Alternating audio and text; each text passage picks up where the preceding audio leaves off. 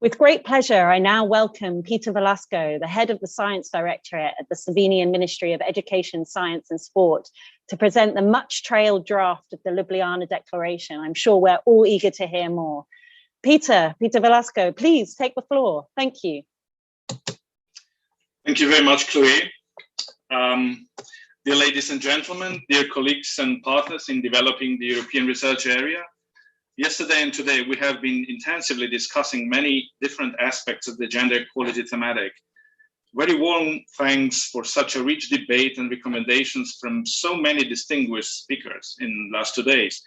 We are very glad that the discussions clearly confirmed the need for more systemic changes in this area, and most of them are already addressed in a draft of Ljubljana Declaration on gender equality in research and innovation, which I will shortly introduce now.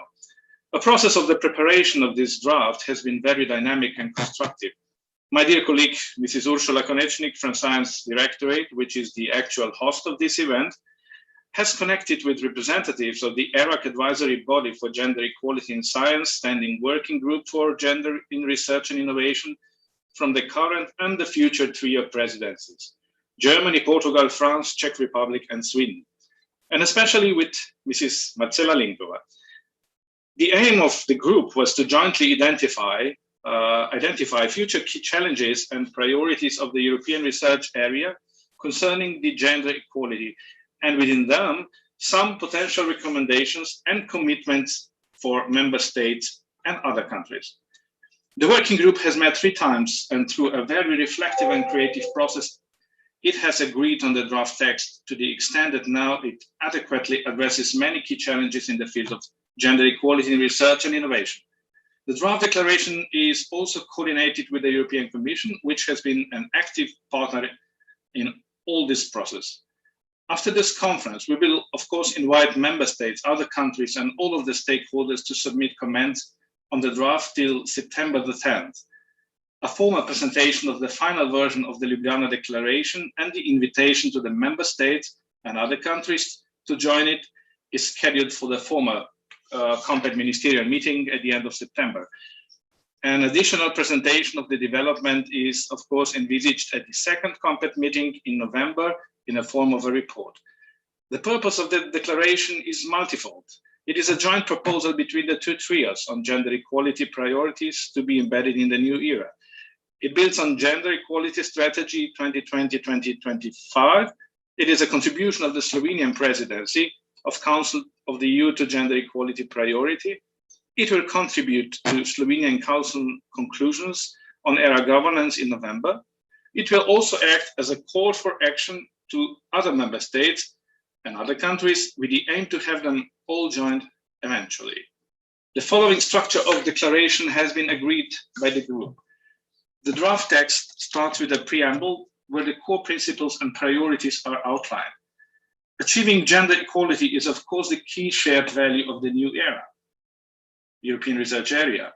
Gender equality is recognized as a driver for optimal and sustainable scientific and technological systems, and therefore it must be ensured that gender equality and inclusiveness are central to the Pact for R&I in Europe and across its links with complementary European initiatives such as through higher education, innovation, international cooperation, and structural funds. The declaration emphasizes a commitment to the following priorities and activities: to ensure fair, open, inclusive, and gender equal career paths in research and consider intersectional perspectives on gender inequalities; to facilitate mutual learning opportunities through form follows function robust governance; to employ existing and newly developed tools, such as gender equality plans, to facilitate systemic institutional change and remove institutional barriers; to address and counteract gender-based violence; to support active monitoring and evaluation to ensure continuous improvement; leverage synergies to enhance gender equality achievements within the European research area, but also within complementary fields such as European higher education area, structural funds, innovation, as well as in international cooperation. Then the next chapters follow. Inclusive research path careers. Fair, open, and inclusive career paths are essential in the pursuit to mainstream gender equality across research, says the declaration. Forum follows function, governance, and mutual learning. Certainly, we can all learn from each other immensely. Mutual learning can accelerate the pace of gender mainstreaming across the EU through stimulating exchange of best practice and lessons learned at policy and institutional levels. It not only relies on policies, but also on a European research area governance structure that will enhance stakeholder engagement. Gender equality plans for sustainable and inclusive institutional changes. The promotion of the institutional change through gender equality plans is among the most transformative policy developments to achieve a long-term sustainable advancement toward gender equality in R&I. Therefore, it is essential that we develop a common understanding of them as a policy instrument, while at the same time recognizing also the need for flexibility in the concrete instruments used at the national level and the self-responsibility of the institutions, of course. Gender-based violence in higher education research, including sexual harassment, is a serious and under-recognized issue with severe negative impacts on study and career outcomes in research and higher education. And unfortunately, in general, a cohesive infrastructure for tackling gender-based violence and harassment in academia in the member states and other countries is mostly missing. Monitoring and evaluation. The draft declaration is stating that monitoring and evaluation of gender equality policies has received less attention than policy design. And that is maybe one of the reasons why progress has been slower than it should. It further notes that there is indeed an urgent need to develop tools for the monitoring and evaluation of national gender equality policies in R&I and gender equality actions, including gender equality plans. Importance of synergies. The declaration determines that gender equality can be mainstreamed through leveraging synergies and stimulating mutual learning. The European research area has the opportunity to influence the European higher education area and structural funds, as well as international cooperation achieved through the European global approach.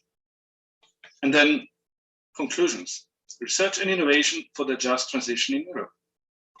In the conclusions, a draft declaration points out that COVID-19 pandemic highlighted the fragility of gender equality gains with adverse effects hitting women disproportionately and threatening to erode the advances of recent years. Therefore, the assessment of the impact of COVID-19 on women's and men's research careers is essential, and it is vital that the resulting policy solutions include gendered and intersectional analysis as a default. Also, the European semester and the Recovery and Resilience Facility must ensure fair and equitable reforms and investments to counteract the negative gender impacts on women and other vulnerable groups. As the conclusion, a draft declaration expresses the commitment that the supporting countries should work together with the European Commission and other stakeholders to achieve these goals, leveraging the Gender Equality Strategy 2020-2025 and the Gender Action Plan 3. It calls on all countries to join in setting ambitious targets and goals to support the advancement of gender equality in the new renewed European research area. This is in a nutshell. On behalf of the Slovenian presidency team, I wish that as many countries will join the declaration as possible, and especially that its implementation will be even more efficient. Thank you for your attention.